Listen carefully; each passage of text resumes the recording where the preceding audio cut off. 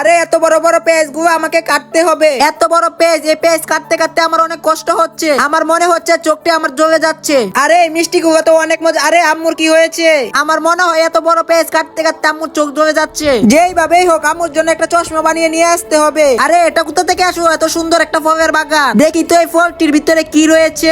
Wow, এই ফলটি তো খেতে অনেক মজা। বন্ধুরা, তারপরে কি হয় সেটা দেখার আগে তুমি তো আল্লাহকে ভালোবেসে থাকো, তাহলে এই ভিডিওতে লাইক করে চ্যানেলটি সাবস্ক্রাইব করে দিবে।